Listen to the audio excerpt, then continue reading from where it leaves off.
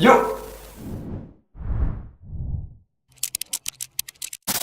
J'aimerais parler de Discord et de son futur, ou plutôt comment je le vois. Si vous ne connaissez pas Discord, c'est une plateforme orientée gaming qui permet de rassembler des communautés ou des groupes d'amis à l'aide de serveurs. Discord a un incroyable potentiel de réseau social, mais au vu des dernières updates, ce n'est pas vraiment la voie qu'il tente d'emprunter. On a récemment eu l'apparition des onglets Activity, Library et Store qui sont propices au gaming et uniquement à ça. Dans les updates précédentes, on avait eu le vidéo chat, la correction orthographique ou encore l'ajout de catégories de channel pour mieux arranger un serveur.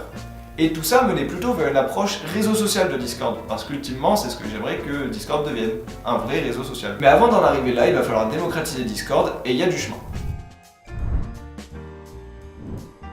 Premièrement, on a une application, que ce soit sur iOS ou Android, qui n'est pas du tout optimisée.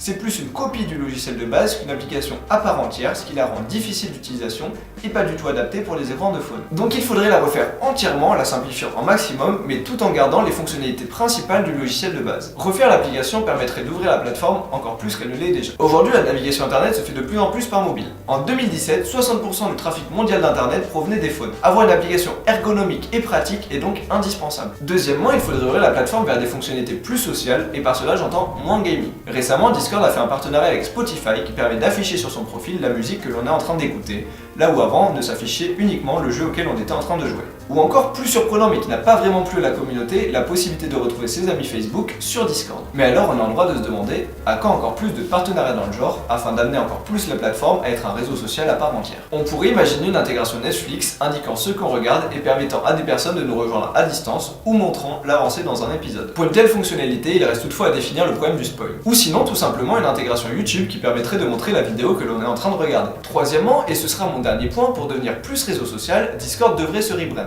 en changeant peut-être leur logo, mais surtout en arrêtant de se vendre comme une plateforme de gaming et plus comme une plateforme d'échange et de réunion de communauté, un peu à la sauce de Reddit. Et puis on pourrait aussi penser à l'ajout d'un véritable profil utilisateur, plus comme sur Twitter, ou la possibilité de partager des informations avec tous ses amis qui n'ont pas forcément un serveur en commun. Discord reste encore jeune mais croît à une vitesse ahurissante. Il y a déjà 200 millions d'utilisateurs sur la plateforme contre 130 millions il y a moins d'un an. Un demi-milliard de messages sont envoyés chaque jour et l'entreprise est évaluée à 2 milliards de dollars. Mais voilà, l'entreprise se cherche encore, et notamment ce modèle financier, où ils se refusent à instaurer un système publicitaire et font pour l'instant uniquement confiance aux utilisateurs avec un mode premium intitulé Nitro qui permet des fonctionnalités en plus et récemment l'accès à des jeux gratuits inclus. Et donc j'aimerais bien aussi que Discord choisisse la bonne voie quant à ce qu'il souhaite devenir, parce que c'est un outil que je trouve très pratique depuis qu'on me l'a fait découvrir il y a 2 ans.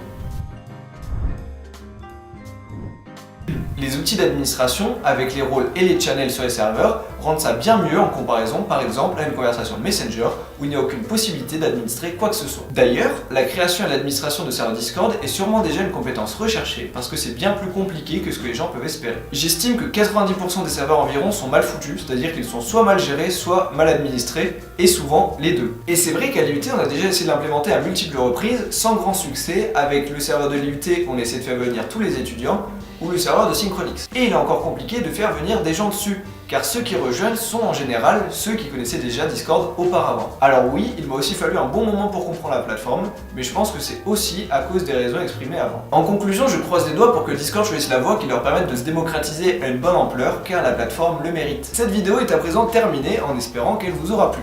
Je vous invite à vous abonner à ma chaîne YouTube et à me suivre sur les réseaux sociaux dont les liens sont dans la description. Et je vous dis à la prochaine. Salut!